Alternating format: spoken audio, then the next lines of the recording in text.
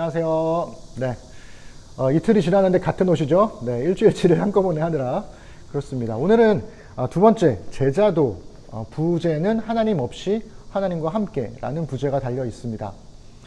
얼마 전에 우리 한 교우가 그런 얘기를 했고, 저도 비슷한 고민을 하고 있는데, 교회가 과연 필요할까?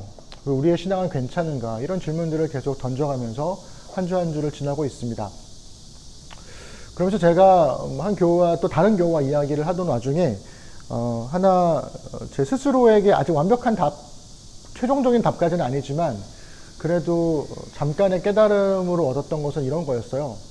신앙생활, 교회 생활에 관한 명확한 답이 주어졌던 시대가 있었죠.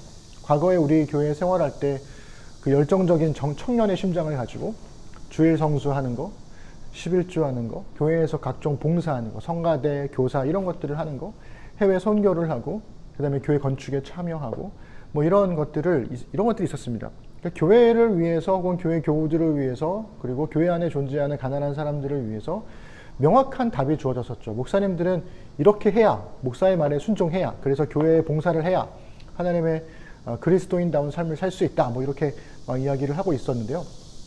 그러다 보니까 그 시절에 그렇게 애쓰고 막 분투하고 잠 못 자고 밤새고 함께 떠들고 했던 그런 추억들이 우리 안에 되게 힘겨움으로 남아있는 게 아니라 되게 행복함으로 남아있잖아요. 그래서 우리 아이들에게도 내가 겪었던 그런 행복감들을 주고 싶다. 공동체의 따뜻함을 주고 싶다. 뭐 이런 생각들을 하게 되지 않습니까? 그래서 우리도 어느새 나이가 들고 결혼을 하고 아이를 키우고 하다 보니까, 그리고 세상에 나가서 이제 직장 생활을 하다 보니까 젊었을 때 느꼈던 하나님 나라에 대한 소명과 비전과 이런 것들을 막 꿈꾸며 살기보다는 너무 현실에 치여서 살고 있는 거죠. 그러면서 막연하게 종교적 열정으로, 신앙적인 열정으로 가득했던 그 젊었던 때로 돌아가고 싶다. 이런 생각들을, 그런 소망들을 갖게 됩니다. 그런데 우리 교회가 시작할 때 저의 개인적인 신앙 고민도 그런 건데요. 과연 그리스도인들이 교회 안에서의 생활에 만족할 것이냐, 그것이 전부이냐라고 했을 때 그렇지 않다라는 게 저의 결론이었고, 그래서 우리가 그러면 세상에서 그리스도인으로 어떻게 살아갈 수 있을 것인가? 주의를 위한 그리스도인이 아니라 일상을 위한 그리스도인으로, 교회를 위한 그리스도인이 아니라 우리의 세상 속에서 직장과 가정과 일터에서 혹은 이웃들과의 관계 속에서 어떻게 우리가 그리스도인으로 살아갈 것인가에 대한 고민이 필요하다. 제가 그런 이야기들을 했었습니다. 그런데 문제는 이 고민에 대한 명확한 답이 존재하지 않더라는 거죠. 너무 다양하더라는 거예요. 어떤 사람은 환경 문제에 뛰어들고, 어떤 사람은 소수자들의 인권에 대해서 뛰어들고, 어떤 사람은 장애인들을 위해서 뛰어들고, 여러 가지 너무나 손댈 것들이 많기 때문에 그런 것들을 다 하면 다 좋겠지만 그런 역량이 되지가 않잖아요. 그래서 도대체 어떤 게 그리스도인다운 삶인가, 이런 고민들을 계속 하게 되더라는 거죠. 근데 그게 굉장히 스트레스잖아요. 답을 내려줬으면 좋겠는데, 이거다 그러면 막 달려갈 수 있겠는데 뭔지를 모르겠는 그 답답함이 우리 안에 있습니다. 그래서 어떻게 신앙으로 살아갈 것인가에 대한 질문과 회의가 계속 생기더라는 거예요. 세상 속의 그리스도인으로 살려고 하다 보니까.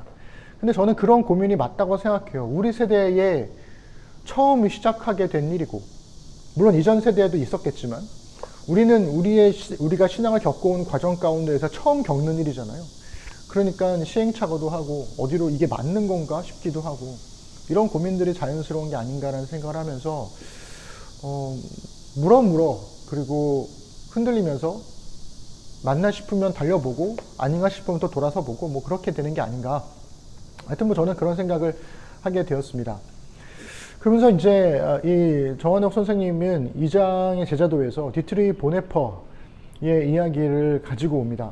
예화로 가지고 오면서, 이 디트리 보네퍼는 히틀러의 통치에 반대해서 히틀러 암살 계획에 참여했던 독일 교회를 대항해서, 히틀러를 지지한 독일 교회를 대항해서 그리스도인의 몸된 제자도를 실천하기 위한 고백교회에 속한 채로 대항 운동을 했던 사람이었는데요. 그가 신의 자리를 대신한 과학의 발전을 지적하면서 무종교의 시대에서 살아남을 비종교적인 기독교의 길이 이제 우리 앞에 도래할 것이다 라고 하면서 이제 인용하는 내용이 있습니다. 그 부분을 좀 길지만 읽어 드릴게요. 33페이지에 있는데요. 그리스도는 인간을 종교가 아닌 삶으로 부르셨으며 그리스도인이 제자로 부름받은 자리는 황홀한 피안이나 은혜로운 교회가 아니라 거칠고 죄악으로 가득 찬 세상 한가운데이기 때문이지. 이런 세상에서는 하나님이 더 이상 신학적 개념이나 교회라는 울타리에만 머무시지 않고 오히려 세속의 한복판에 초월자로 좌정하고 계시기에 제자의 삶 역시 세상 속에서 살아가면서 세속 한가운데 계시는 하나님을 섬기는 일로 새로 정의되어야 한다는 거야. 이렇게 이제 인용하면서 정화동 선생님이 말씀하고 계시는 거죠. 그래서 이제 마지막 38페이지에 보면 이런 질문을 던집니다. 어디서나 습관적으로 하나님의 이름을 부르지만 실제로는 하나님의 자신의 욕망이나 문제를 해결해주는 램프의 진입쯤으로 여기는 소위 경건한 사람과 종교적인 언사를 자주 담지는 않지만 삶의 모든 영역에서 섬김과 희생과 고난이라는 그리스도의 정신을 실천하며 책임적인 존재로 살아가는 세속적인 사람 중에 과연 누가 참된 그리스도의 제자일까? 이런 질문을 던지더라는 거죠.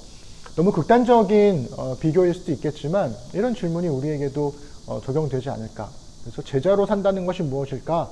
하나님 없이 하나님과 함께라는 이 표현 자체가 하나님이 보이지 않는 것처럼 보이지만, 그러니까 이 사람을 보면 소위 우리가 표현하는 교회 다니는 사람 같지 않은데, 근데 삶 자체를 보면 하나님과 함께 동행하고 있는 사람, 이런 걸 표현하는 게 아닐까라는 생각이 듭니다. 여러분들의 생각하는 제자들은 어떤 것인지, 과연 그리스도인으로 살아간다는 것이 무엇인지에 관해서 우리 러닝메이트와 함께 또 대화해보고 이야기 나누면 좋겠습니다. 오늘은 좀 짧죠? 네, 내일 만나요. 이틀 뒤에 만나요. 안녕.